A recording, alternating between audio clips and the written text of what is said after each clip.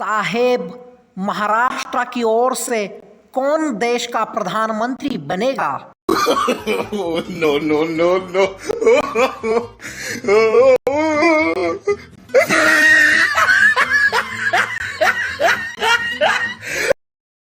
न मैं प्रधानमंत्री बनने का सपना देख रहा हूं, न मेरी कोई इच्छा है। स्वतंत्र पूर्व महाराष्ट्र, दिल्ली दरबार को नाच नचाने वाला महाराष्ट्र, दिल्ली दरबार को हिलाने वाला महाराष्ट्र। मुगलों ने पूरे राष्ट्र पर शासन किया, लेकिन मुगलों को परेशान करने वाला छत्रपति शिवाजी महाराज का महान राष्ट्र महाराष्ट्र, जहां पर संत ज्ञानेश्वर, संत तुकाराम, छत्रपति शिवाजी महाराज, संभाजी राजे भोसले, फुले शाहू, अंबेडकर, एक से बढ़कर एक बेहतरीन वैचारिक नेता हो, संत हो, जिस महाराष्ट्र ने इस राष्ट्र को दिए, वो महाराष्ट्र कभी भी दिल्ली के उस सिंहासन पर अपनी जगह न बना सका जिस सिंहासन के लिए आज भी वो इंतजार कर रहा है। हम स्वतंत्र पूर्व महाराष्ट्र का इतिहास जब देखते हैं तो महाराष्ट्र के इतिहास के बिना इस राष्ट्र का इतिहास हमें अनसुना लगता है, हमें अधूरा लगता है। दोस्तों नमस्कार, मैं रविराज जाधव आप सबका स्वागत करता हूं।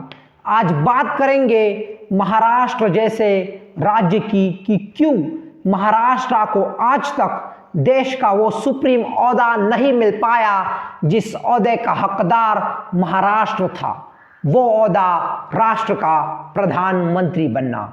देश का सर्वोच्च सुप्रीम लीडर कोई होता है तो वो प्रधानमंत्री होता है, क्योंकि उसी के हाथ में देश के सर्वोच्च अधिकार होते हैं। लेकिन कुछ ऐसे सियासी धुरंधर भी महाराष्ट्र में थे जो प्राइम मिनिस्टर पोस्ट के काफी करीब आ गए, लेकिन अचानक से दूर भी चले गए। क्यों ऐसा हुआ?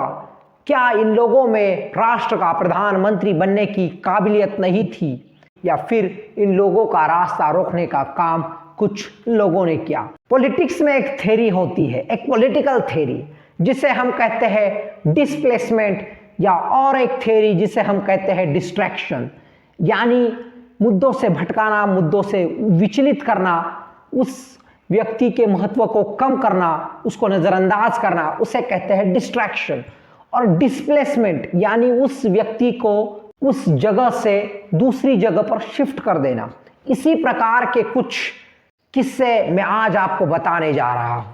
तो कौन से नेता थे जो प्राइम मिनिस्टर तख्त के सबसे करीब आए? तो उसमें पहले थे यशवंतराव चव्हाण, उसके बाद उनके शिष्य शरद पवार, उसके बाद और एक नाम जो प्रधानमंत्री बन सकते थे वो प्रमोद महाजन, और चौथे व्यक्ति जिनके चांसेस नजर आते हैं कि ये प्राइम मिनिस्टर बन सकते हैं वो है नितिन गडकरी। तो पहला किस्सा यशवंतराव बलवंतराव चव्हाण जी का। राष्ट्र के प्रधानमंत्री बनने के करीब सबसे पहले कोई महाराष्ट्रियन राजनेता आए होंगे तो वो वाई चव्हाण थे, यशवंतराव बलवंतराव चव्हाण, जो महाराष्ट्र के मुख्यमंत्री रह चुके थे। पंडित जवाहरलाल नेहरू जी ने उन्हें दिल्ली में आकर अपने मंत्रिमंडल में रक्षा मंत्री बनाया था। जिस दौर में यशवंतराव महाराष्ट्र के मुख्यमंत्री हुआ करते थे, उस वक्त लोकनायक जयप्रकाश नारायण जी ने यह बात कही थी कि राष्ट्र में सबसे शानदार मुख्यमंत्री कोई है तो वो यशवंतराव है। जब लाल बहादुर शास्त्री जी की अचानक से मौत हो जाती है तो 4 नाम प्रधानमंत्री पद के रेस में आ जाते हैं। उसमें पहले थे के कामराज, जो तमिलनाडु जैसे राज्य के मुख्यमंत्री रह चुके थे, और उसके साथ ही वो काफी सीनियर कांग्रेस नेता हुआ करते थे। दूसरा नाम था मोरारजी देसाई, वो भी काफी सीनियर कांग्रेस नेता थे। और तीसरा नाम श्रीमती इंदिरा गांधी जी, और चौथा नाम था स्वयं यशवंतराव बलवंतराव चव्हाण। के कामराज जी के साथ ये प्रॉब्लम था कि वो हिंदी और अंग्रेजी अच्छी नहीं बोल पा रहे थे। दूसरा नाम मोरारजी देसाई, जिन्हें प्रधानमंत्री नहीं बनाना चाहते थे के कामराज, और तीसरा नाम था इंदिरा गांधी, जिनका समर्थन के कामराज जी ने ही प्रधानमंत्री के ओहदे के लिए किया, और चौथा नाम यशवंतराव चव्हाण। इंदिरा गांधी जी को प्रधानमंत्री बनाने का सपना लिए के कामराज को कुछ समस्याओं का भी सामना करना पड़ा, क्योंकि इंदिरा गांधी जी इतनी बड़ी राजनेता उस वक्त नहीं थी। बाद में जाकर जो उनकी छवि बनी, उस वक्त वो छवि इंदिरा गांधी जी की नहीं थी।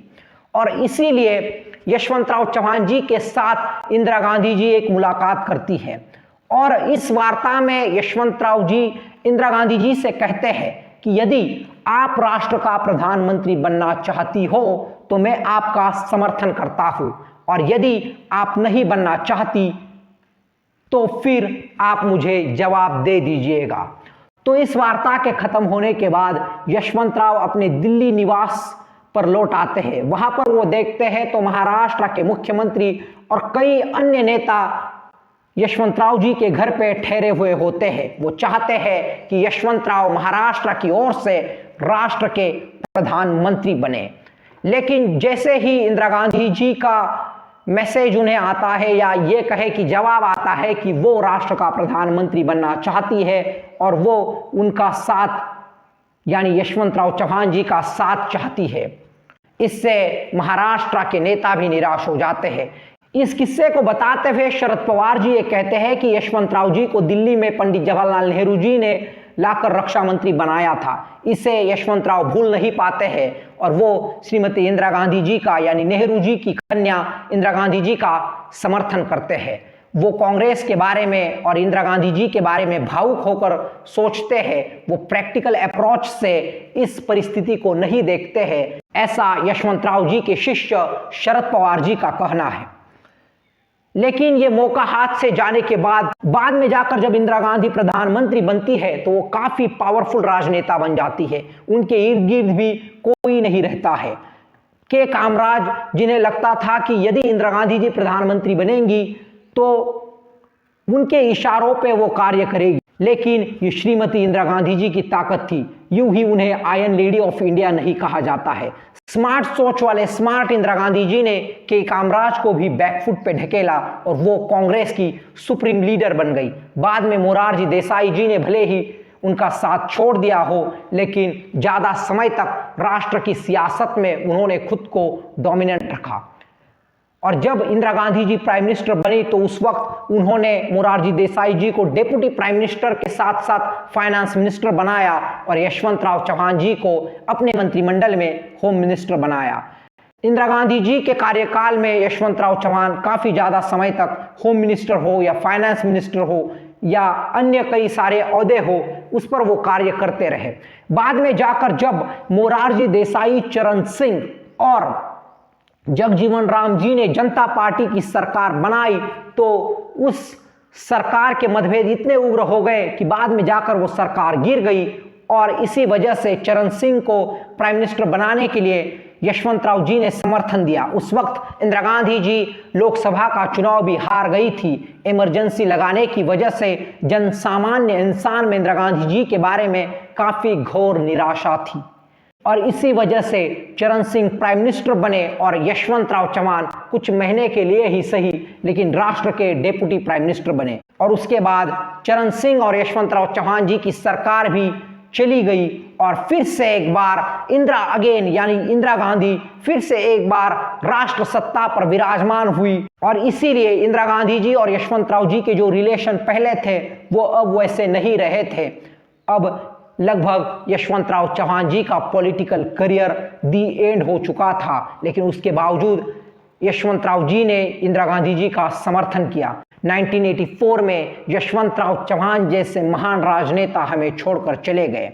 इंडिया चाइना वार हो या इंडिया पाकिस्तान वार हो, इन सभी युद्ध परिस्थितियों में देश को संभालने का कार्य किसी ने किया है तो वो सह्याद्री पुत्र यशवंतराव बलवंतराव चव्हाण ही थे। इसे हम नहीं भूल सकते।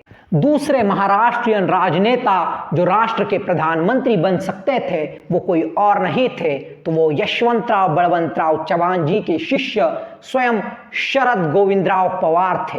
ये वही शरद पवार थे जिन्होंने कांग्रेस को तोड़कर फोड़कर 1978 में वो महज 37 की उम्र में महाराष्ट्र के मुख्यमंत्री बने थे। उन्हें यूं ही सियासत का महाचाणक्य नहीं कहा जाता। शरद पवार जी ने अपने गुरु की लॉयल्टी को देखा था। कांग्रेस के प्रति यशवंतराव चव्हाण जी की निष्ठा को देखा था, उनकी ईमानदारी को देखा था, उनके भीतर जो इंसानियत थी उस इंसानियत को देखा था। लेकिन जो सियासत में गहरे जख्म यशवंतराव चव्हाण जी को मिले थे, उन जख्मों को भी शरद पवार जी ने देखा था और इसी वजह से उन्होंने कुछ अलग रास्ता अपनाया, कुछ अलग नीति, कुछ अलग चाल चलकर उन्होंने अपने सियासी सफर को हमेशा के लिए जागरूक रखा। और 1978 में कांग्रेस छोड़े शरद पवार और एक नए राजनीतिक पार्टी के साथ महाराष्ट्र विधानसभा के विरोधी पक्ष नेता रहे शरद पवार जी को उस वक्त राष्ट्र के प्रधानमंत्री राजीव गांधी जी ने कांग्रेस में फिर से वापस लाया और महाराष्ट्र का मुख्यमंत्री बनाया। लेकिन जब राजीव गांधी जी की मौत हो जाती है तो कुछ लोग ये कहते हैं कि शरद पवार जी को अब कांग्रेस का अध्यक्ष बनना चाहिए। राजीव गांधी जी के मौत के बाद कांग्रेस हमें लीडरलेस लगती है और कुछ कांग्रेसी नेता ये भी कोशिश करते हैं कि वो सोनिया गांधी जी को कांग्रेस की और राष्ट्र के राजनीति में ला सके। लेकिन अपने पति जी के मौत की वजह से सोनिया गांधी जी गहरे दुख में थी, उनको एक बहुत बड़ा सदमा लगा था और इसीलिए वो सियासत में नहीं आना चाहती थी। लेकिन कुछ कांग्रेसी नेता सोनिया गांधी जी से यह कहते हैं कि यदि मिसेस गांधी आप सियासत में नहीं आना चाहती हो तो पीवी नरसिम्हा राव जी का आपको बाहर रहकर समर्थन करना होगा और इसी वजह से पीवी नरसिम्हा राव जी कांग्रेस के अध्यक्ष बन जाते हैं। और उससे पहले जो राष्ट्र में राजीव गांधी जी की सरकार गिरने के बाद वीपी सिंह, देवीलाल और चंद्रशेखर जी की वजह से जो अस्थिरता होती है, उस अस्थिरता को मिटाने में पीवी नरसिम्हा राव जी सफल होते हैं। कांग्रेस बाद में जाकर सत्ता में लौट आती है। लेकिन शरद पवार जी के साथ अपने सियासी सफर को चलाने वाले प्रफुल्ल पटेल जी कहते हैं कि 1991-1992 में शरद पवार जी के पास मौका था कि वो राष्ट्र के प्रधानमंत्री बन सकते थे। कुछ कांग्रेस के सांसदों ने भी इस चीज का समर्थन किया था, लेकिन पीवी नरसिम्हा राव जी इसके खिलाफ थे। उनके जो समर्थक थे वो इसके खिलाफ थे और कांग्रेस के कुछ अन्य नेता ये कहते हैं कि PV Narasimha Rao ji south India से आते थे, वो कर्नाटक के मुख्यमंत्री रह चुके थे, इसीलिए south Indian member of parliaments का शरद पवार जी को समर्थन नहीं था और इसीलिए पीवी नरसिम्हा राव जी के सरकार में शरद पवार जी रक्षा मंत्री बन जाते हैं और उसके बाद फिर से महाराष्ट्र में लौटकर वो महाराष्ट्र के मुख्यमंत्री बन जाते हैं। लेकिन शरद पवार जी के पास राष्ट्र का प्रधानमंत्री बनने का और एक मौका आ जाता है। 1995 के बाद जब पीवी नरसिम्हा राव जी की सरकार चली जाती है तो एच.डी. देवेगौड़ा जी का बाहर रहकर कांग्रेस समर्थन करती है। कांग्रेस के 145 मेंबर ऑफ पार्लियामेंट्स उस समय थे, लेकिन कांग्रेस 145 सांसद होने के बावजूद क्यों बाहर रहकर एच.डी. देवेगौड़ा का समर्थन करती है? तो इस चीज का जवाब देते हुए प्रफुल्ल पटेल जी ये कहते हैं कि लालू प्रसाद यादव, मुलायम सिंह यादव, एच.डी. देवेगौड़ा, ये सभी लोग शरद पवार जी को यदि कांग्रेस प्रधानमंत्री बनाना चाहती है तो समर्थन देने के लिए तैयार थे। तो ये बहुत बड़ा स्टेटमेंट है और इस चीज को बताते हुए प्रफुल्ल पटेल जी ये भी कहते हैं कि कांग्रेस के जो पीवी नरसिम्हा राव जी के समर्थक थे, जो शरद पवार जी के विरोधी थे, वो शरद पवार जी का विरोध करते हैं। जब एच.डी. देवेगौड़ा जी की सरकार चली जाती है और पीवी नरसिम्हा राव जी का पॉलिटिकल करियर भी लगभग एंड होने की दिशा में होता है तो वो सीताराम केसरी जी का कांग्रेस के अध्यक्ष पद के लिए समर्थन करते हैं ताकि शरद पवार कांग्रेस के अध्यक्ष न बने और आगे जाकर राष्ट्र के प्रधानमंत्री न बने। ये सोच पीवी नरसिम्हा राव जी और उनके समर्थकों के जहन में थी, ऐसा भी प्रफुल्ल पटेल जी कहते हैं। लेकिन कांग्रेस के बीच शरद पवार जी के विरोधी और पीवी नरसिम्हा राव जी के समर्थक सोनिया गांधी जी को सियासत में लाने के लिए राजी करते हैं और वो इस चीज में सफल भी होते हैं। और उसके बाद एक किस्सा तो भारतीय सियासत में काफी ज्यादा फेमस है, उसे बताने की भी जरूरत नहीं है। शरद पवार जी सोनिया गांधी जी के विदेशी मूल के मुद्दे को विरोध करते हैं, लेकिन शरद पवार जी इससे इनकार करते हैं। लेकिन शरद पवार जी ऐसा कहते हैं कि सोनिया गांधी जी के विदेशी मूल के मुद्दे का मैंने कभी भी विरोध नहीं किया है। और शरद पवार जी 1999 में भारतीय राष्ट्रीय कांग्रेस छोड़ देते हैं और स्वयं की पार्टी नेशनलिस्ट कांग्रेस पार्टी बना लेते हैं।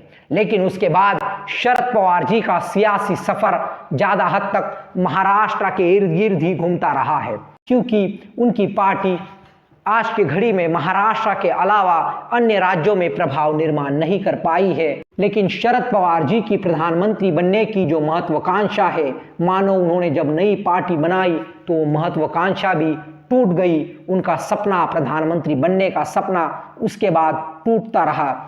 2004 और 2009 में कुछ हद तक चर्चाएं तो चली कि शरद पवार जी राष्ट्र का प्रधानमंत्री बन सकते हैं, लेकिन ये सिर्फ चर्चाएं थी, इसमें कोई सत्य और तथ्य नजर नहीं आता है, क्योंकि शरद पवार और उनकी नेशनलिस्ट कांग्रेस पार्टी महाराष्ट्र तक ही सीमित रही है। ये भी सत्य है, हमें इस चीज को भूलना नहीं चाहिए। आज शरद पवार जी की उम्र लगभग 80 हो गई है, यानी 80 साल के शरद पवार हो गए हैं, लेकिन तब भी वो महाराष्ट्र की सियासत में सक्रिय रहकर कार्य कर रहे हैं। लेकिन आज जो राष्ट्र के प्रधानमंत्री हैं नरेंद्र मोदी, उनसे भी सीनियर राजनेता शरद पवार जी है। इस सत्य को हम अस्वीकार नहीं कर सकते। और तीसरे व्यक्ति जो राष्ट्र का प्रधानमंत्री बन सकते थे तो वो कोई और नहीं थे, जिनके स्वयं के नाम में पीएम शब्द छिपा हुआ था। P for Pramod and M for Mahajan, वो प्रमोद महाजन थे। लेकिन जब उनका मौका आने ही वाला था, उस समय वो जीवित ही नहीं थे। कुछ अपने व्यक्तिगत मसलों की वजह से उनकी हत्या हुई थी और इसीलिए प्रमोद महाजन जी के बारे में ज़्यादा चर्चा करना मुझे लगता है तर्कहीन होगा, क्योंकि जब मौका आने ही वाला था और मौका लेने वाला ही ना हो तो फिर उसके बारे में क्या चर्चा करना। ये प्रमोद महाजन ही थे जब महाराष्ट्र में शिवसेना और भाजपा की सरकार थी, उस सरकार को बनाने में उनका काफ़ी अहम योगदान था। महाराष्ट्र के भीतर प्रमोद महाजन काफ़ी ज़्यादा हद तक पॉपुलर नेता हुआ करते थे, एक शानदार वक्ता थे।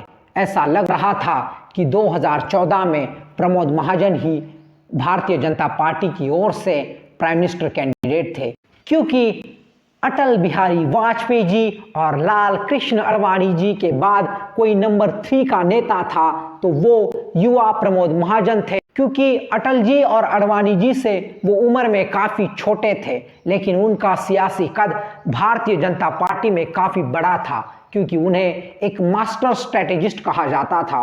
और अटल बिहारी वाजपेयी जी ने जिन दो लोगों को राम लक्ष्मण कहा था, उनमें राम तो लाल कृष्ण आडवाणी जी थे, लेकिन लक्ष्मण प्रमोद महाजन जी थे।